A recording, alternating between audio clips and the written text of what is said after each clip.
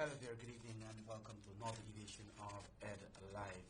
Operator, I think we have some challenge with the background here. I think it's just been using. Okay, yeah, yes. I have with me still this evening Mr. Joe Hamilton. Joe, welcome to the program. Oh, Eddie, thank you very much again for having me here. You seem to have now become a co-host of, of this program. But this evening, we want to continue to do what we do every Saturday night, where we try to update you as to what is happening in our country. We are in, the country is in a serious political situation, and Joe, I think it's safe now for me to say that we are somehow already in the beginning stages of a constitutional crisis, bearing in mind the ruling of the Chief Justice on Wednesday with regards to the legality of this government, reaffirming the position that as of March 21st, the government, the 3 months grace period based on Article 166 and 167 of the Constitution would have expired, and there has been no extension whatsoever by the National Assembly to give any life to the government. But Joe, I want to bring you in here. Let us talk a little bit about the ruling, and I want to start with dealing with the whole issue of the house-to-house registration that the government and its commissioners on GCOM seem to be pushing. Operator, before I bring in Joe, I'm seeing here on our social media feed, operator, persons are saying that the volume apparently is a bit down. Just check that out for me and ensure that it's fine. Okay, great. Yes, Joe, I bring you in here. Yes, the thing is, Eddie, is the Chief Justice ruled that the house-to-house registration was not illegal. It was not unconstitutional. What basically she was saying is, listen, GCOM is allowed to use whatever methodology it wants to update the list, to refresh the national register, but what they're not allowed to do with whatever methodology they utilize is to take people's name off of the list for the sake of, as a criteria, utilizing the criteria residency. I think that is in a nutshell what the ruling says. I saw people like the Mosleys of this world suggesting that the Chief Justice didn't issue an order. She don't have to issue an order. She was citing the Constitution. Exactly. She was citing the Constitution, what the Constitution says as regards the qualification and the criteria to have a person register. And that is a Guyanese who is 14 years of age, can be registered on the National Register of Registrants. Secondly, a Guyanese who is 18 years of age can be on the official list of election for the purposes of voting. So the Chief Justice don't have to issue an order. I mean, I hope the AG and the other lawyers, they're not as dumb as Mosley is to suggest that. Well, I think if I have to interject there, I think the AG falls into that category because he made some statements that I saw was published in the state newspaper, and we're going to talk about that a little. That it wasn't an order? He is saying that, in essence, he is saying that the Chief Justice just made a suggestion. No, but it's not a suggestion.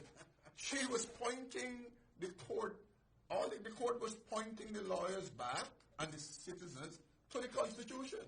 What the Constitution says about registration and what it says about people on the list. That's what she did. She don't have to order.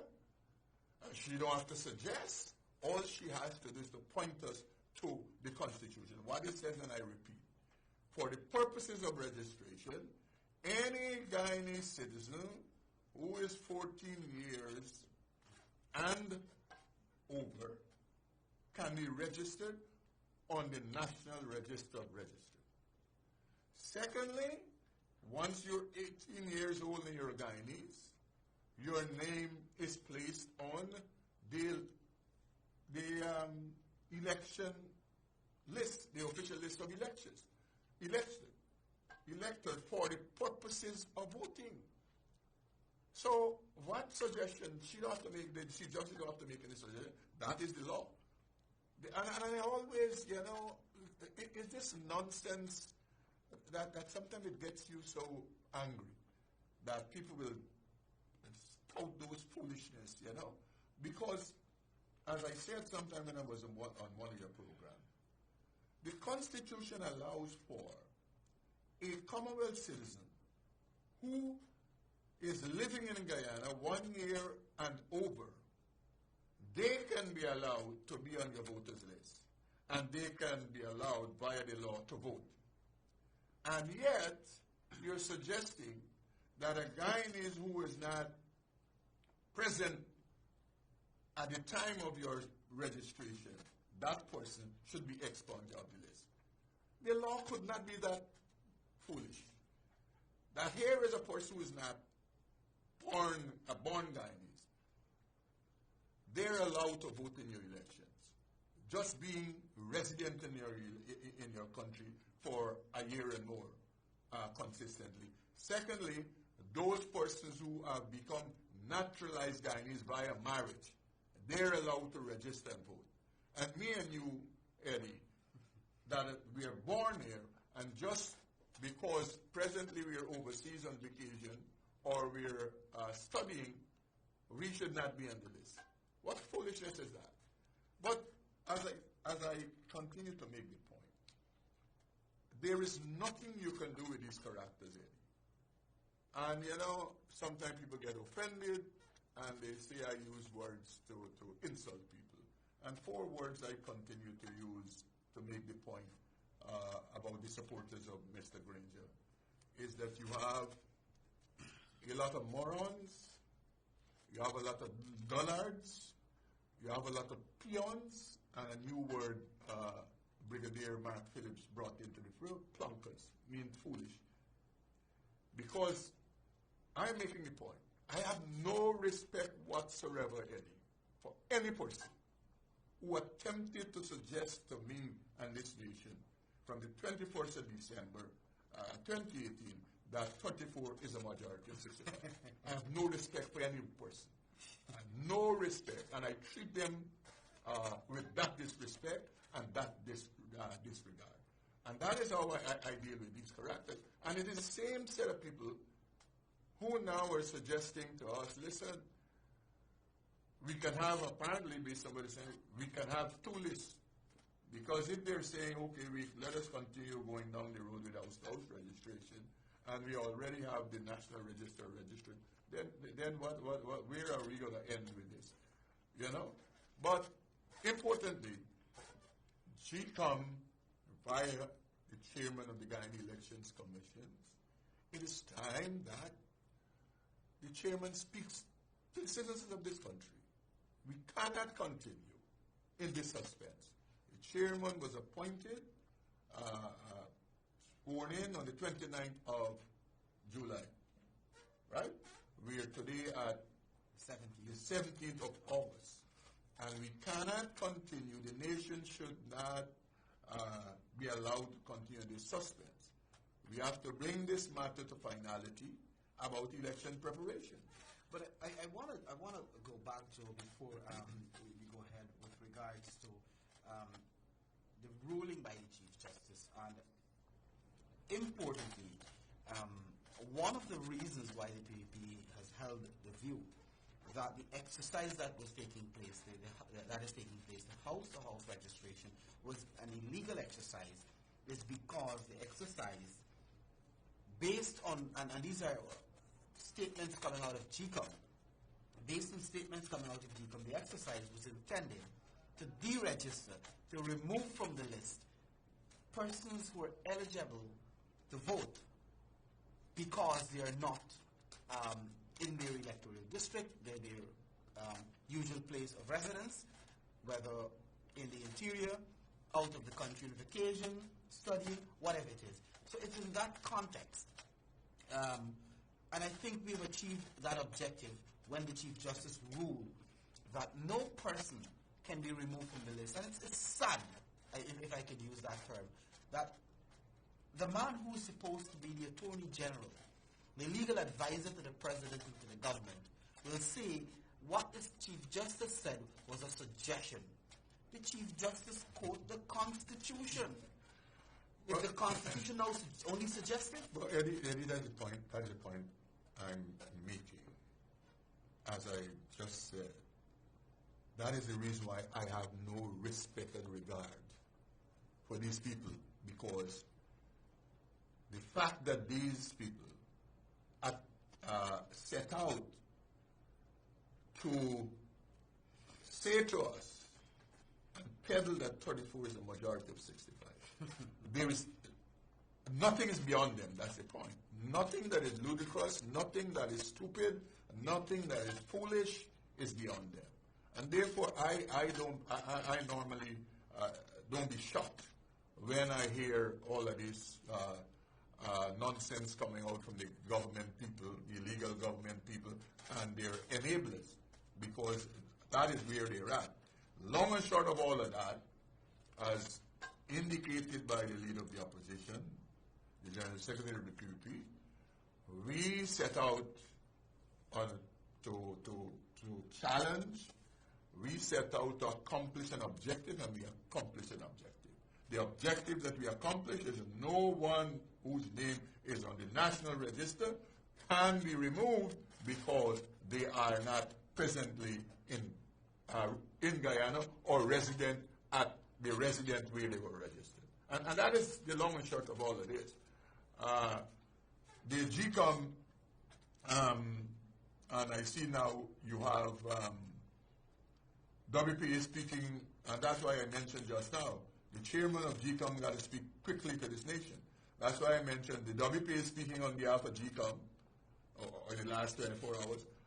Guerrilla is speaking on behalf of GCOM. David Hines is speaking on behalf of GCOM because they're giving timelines and dates and all that kind of thing.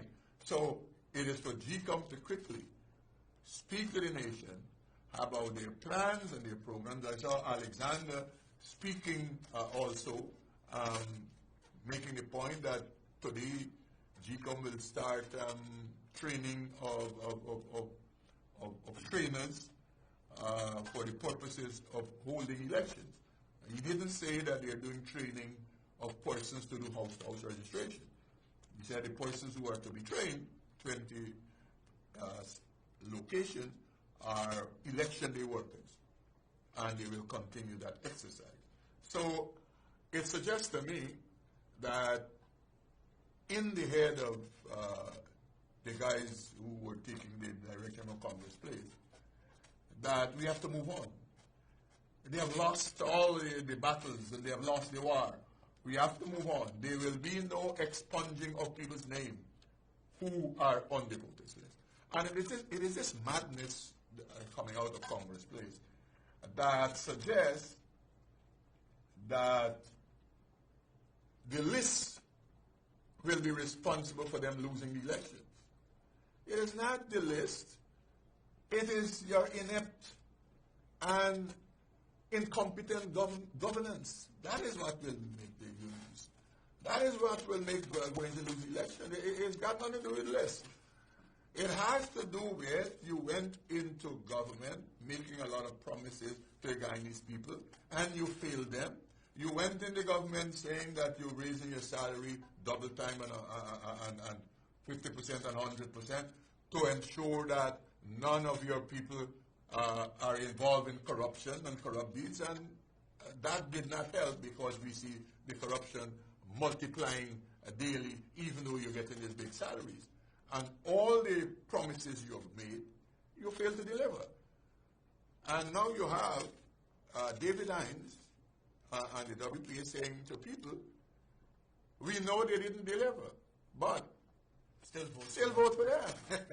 I mean, you know. But so, I want to come back because I think we need to, again, shed some more light and ensure, there is clarity with regards to how, or to demonstrate how the ongoing house-to-house registration exercise is a waste of public funds.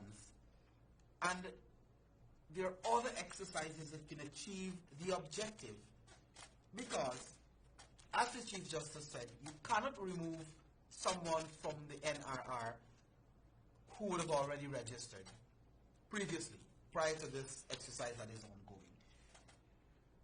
If you're going to do this exercise, and as the government keep maintaining, this exercise is to ensure a clean voters list for the elections. To get a clean voters list, and I don't know where the list is dirty, because this is the very list that elected them, despite the questions that still hanging over that elections. In 2015, this is the same list that they went into the 2016 local government elections with no complaints. This is, excuse me, this is the same list that they went into the 2018 local government elections and there was no complaint. If they want to, quote unquote, using their word, to clean the list, and I simply think it's basically updating the list with persons who would have now reached the age of 18 and persons who would have died or so.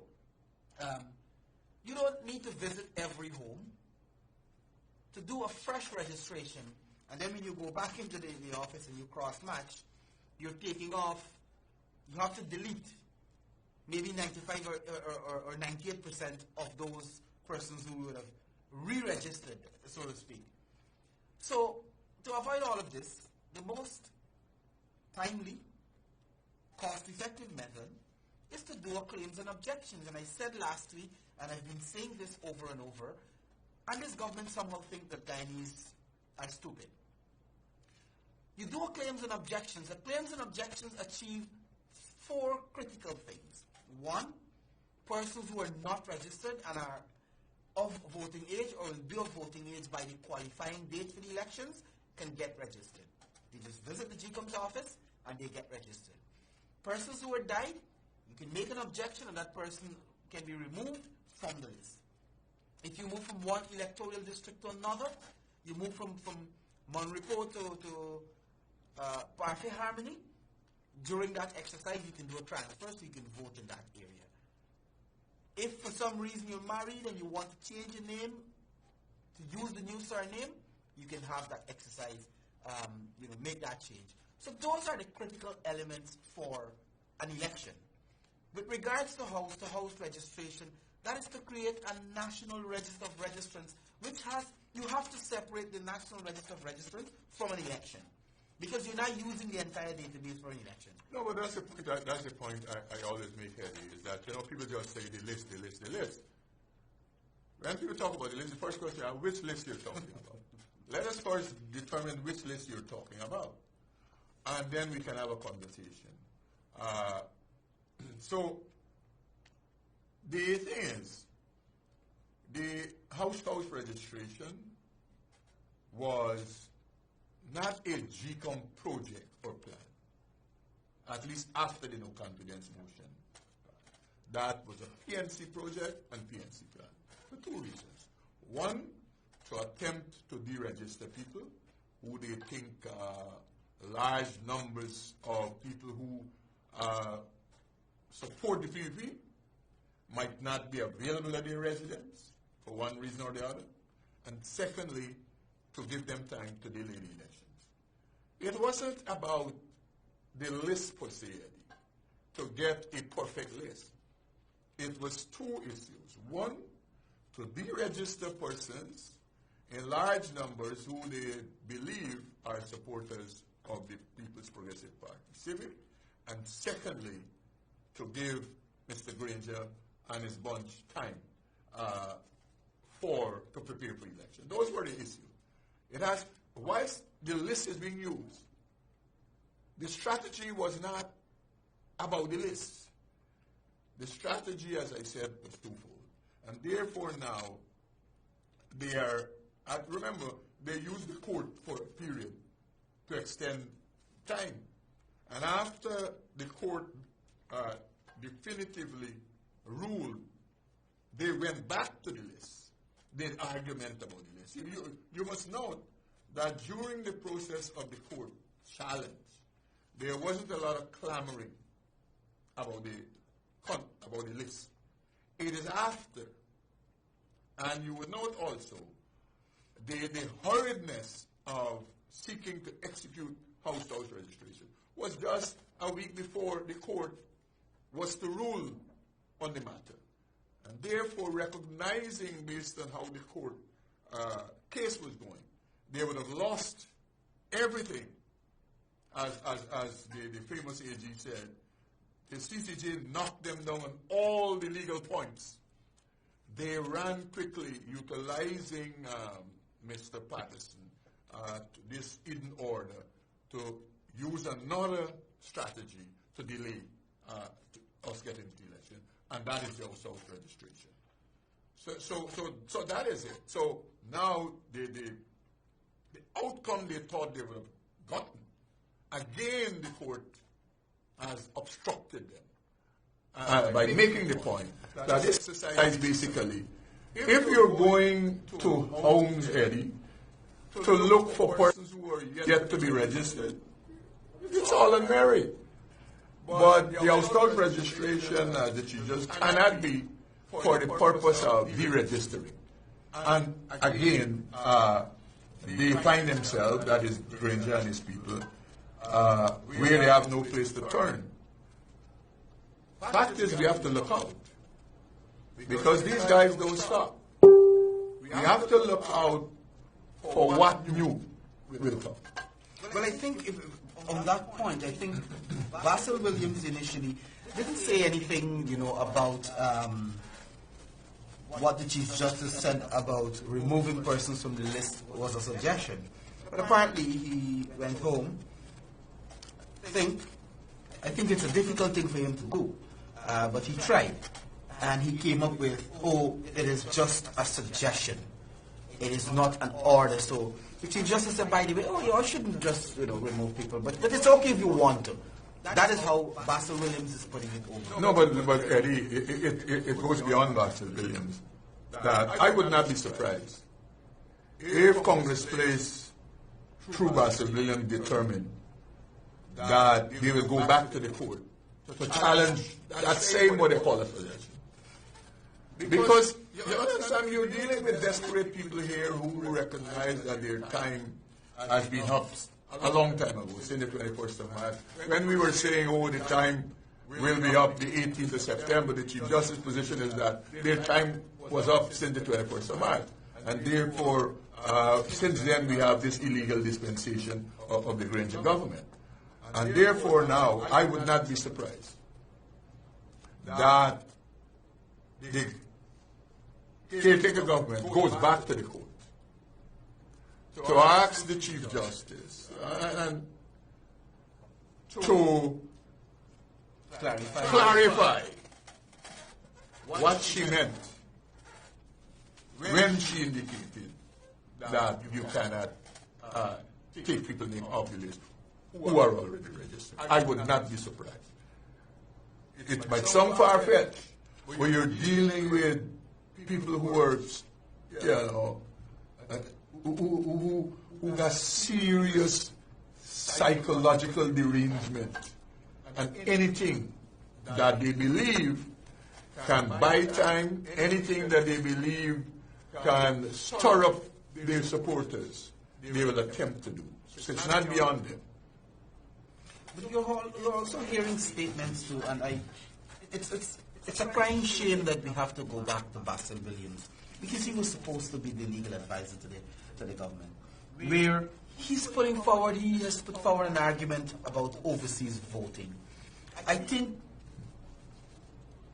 I cannot use the kind of words I want to describe him on national television, but to say that the intention is to remove overseas voting, nothing about the elections and the list and not removing persons, there is nothing to do with overseas voting.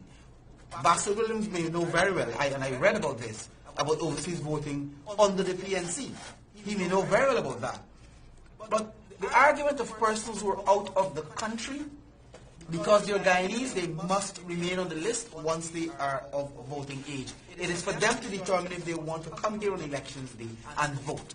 It is for them. So this foolishness about overseas voting, that, and these guys come up with some. That's the point I was making, Eddie. It is not beyond the government, beginning with Mr. Grundy, is suffering from serious psychosis. So normal people and rational people, we have a difficulty. Firstly, conceptualizing those thoughts. Secondly, understanding them when they're spouted. And thirdly, rationalizing them. But you will note, on the government side, they have no difficulty doing those three things. And their handlers and their media supporters, all of them follow the same script. And people who you thought were intelligent people, when you hear them spout these things, that you would want to think they must know better, they should know better. But, as I said, this no confidence motion that was brought by Barrett Jagdeo has done damage, psychological damage, to the leadership of the PNC, the leadership of the coalition, and all their handlers and their media operatives. Because you have to understand what was the game plan. The game plan was that we prepare for elections 2020. That is the government. They would have stretched it 3 months because it allows you can, the president can call election 3 months. He has 3 months beyond 11th of May. And they would have utilized the 3 months. First point. Secondly, the program was that the 2019 budget, they would have piled on all the things that they think Guyanese would want. And they come out 2019 first quarter blasting and throwing money all over the place and doing all of these projects. Whether they're successful or not would not have been important. So you have to understand what has happened. All of that was taken away from these guys. And in the process of executing projects, because they would have been rushing, the whole procurement activity would have been riddled with corruption. So you would have got one outcome, political outcome, attempting to make yourself electable by doing all of these things. And on the other side, creaming off a lot of money for elections campaign purposes and for people to pull their pockets. Those were the three elements. And so this no confidence motion, it has taken away all of that from the coalition. And therefore, it is now finding a new strategy how to approach the coming election, the impending elections, more so earlier than you thought. Because the things that you plan to do, you cannot get to do them. Your strategy is ripped to shreds. And that is what the no confidence motion did. And that is the reason why you find all of these guys operate like they deranged. Because they can find no new strategy. They can find no new strategy to put on the table. Secondly, they cannot speak to Guyanese people about what they delivered. Because they have delivered nothing to the Guyanese people. And therefore, what do they go to the electorate with? Another set of promises? That is where they're at. That's what they've been doing, making promises, and I think Guyanese are smart enough. That's right. That is what they're at. So everything that happens, they will continue to speak and misinterpret the ruling of the Chief Justice. They will not stop. I think it's clear, Joe. When one look at what is happening in the PNC and the coalition, I think there is mass confusion. It's chaos. and they don't know what to do. And one of the things that I think is affecting them significantly is the fact that being in government and you're losing support is crossing the floor. The people who supported you in 2015 genuinely thinking that you're going to deliver, they're disappointed. And you know what? They realize that these guys, it was just a bluff. And you're losing support. So that too, I think, is sending some people, and I'm going to be very candid, sending some of them crazy. Don't tell me about the range. I'm going to say crazy. No, but the point is, when you see they speak, and this is a wide extension of persons, they're not just the political operatives. They're media operatives, because they have many of them in the media. They also, when you see they try to speak to things and to spin things around, trying to give impression and trying to hide stories. You know, they try to hide stories, and they try to make stories to cause the government to look good. And so you have a large set of people who are attempting to. But, as you just said, the Guyanese people are wiser. They're wiser than these people they think. You have, like I was saying earlier, the WP, they're going into communities. This is a national party, they will say. WP, and it's important that people pay attention. This is a national party, they will tell you. This is a multiracial, multi-ethnic party, they will tell you. But the meetings they have so far had, and Grove, Buxton, Pleasance, Linden, you follow the pattern? This is a national party. They have had no meeting and plan to have no meeting in Edmore, in Annandale, in Lusitania. And that should inform Guyanese about who these guys are and what they are and what their intentions are. Their intentions are to fool the Guyanese people. And they will come to you and so brazen to say to you, listen to me, we know these people fooled you. We know these people did not deliver to you. But even though they are oppressing you with oppressive tax regime, even though they have caused you to lose your jobs, even though they have caused you not to be able to feed your children, even though they have caused your children to starve, you still go back and vote for them when elections come. I mean, it is the most presumptuous thing to say to people. It is the most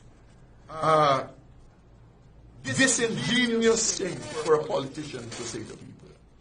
And insultive, it is the most insultive. But that is their project.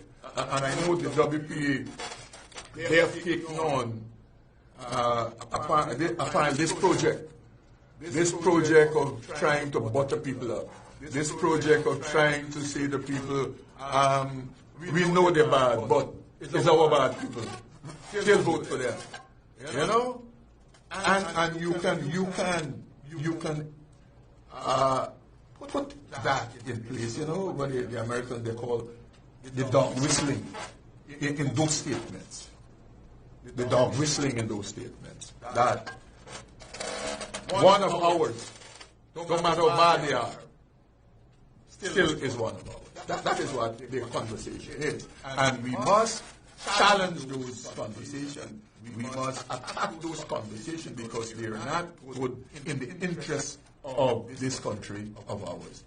And with the same breath, they will say that they care for Guyana more than you and I and the PPP. The same guys, they will say that.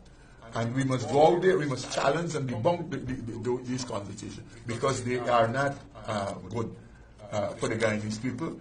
They are not good for this nation. They are not good for the unity and safety of this country. But I've seen too, on the same note of people moving from that party, Joe, and leaving the coalition, I've seen the resurfacing of Norton, talking a lot of senseless things I would want to say.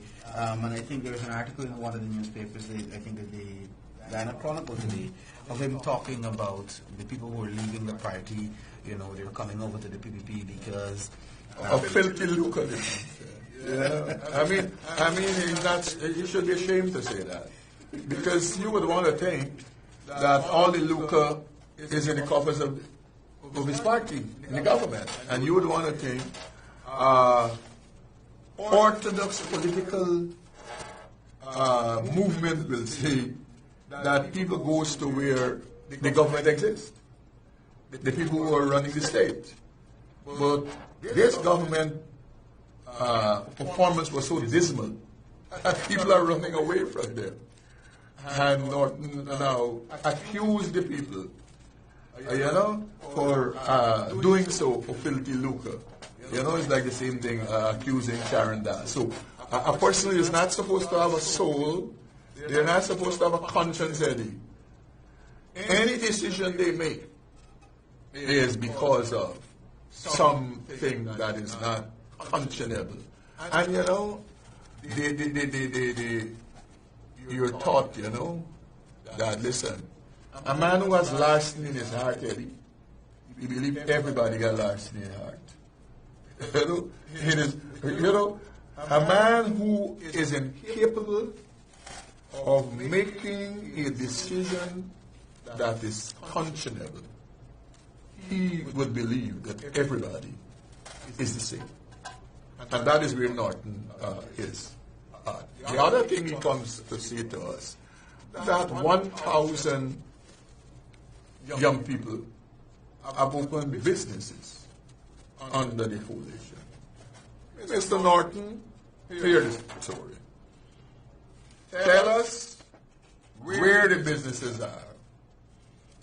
By region, by location, by gender, type of business, how many jobs were created. Don't just stop on stupidity. Match the stupid statement with these items. The regions that were affected positively. Which area in the regions that were affected positively? The gender that was affected positively. The type of business. The employment for in this 1,000 businesses. And most importantly, the value of this 1,000 businesses. And he can't deliver that. He can't answer those questions, Eddie, because all they come to do, and I'm angry. When you see in 2019, Eddie, people come forward to discuss young people involved in business, and all they do is stack up plantain chip and pepper sauce.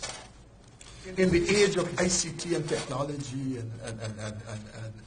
and services sector that makes money, in 20, you understand me?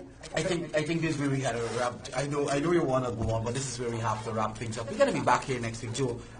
Once you're available, we can come back and continue this discussion. We don't know what's going to happen, but the bottom line is that once you are registered, once you are in possession of an ID card, a valid ID card, you need not to get registered. And the persons who are not registered, for whatever reason, when claims and objections come, you will have your opportunity to register. This is where we have to go. We're going to be back here next week. Until then, we want to say thank you very much for being part of the program. I'll see you next week. Bye for now.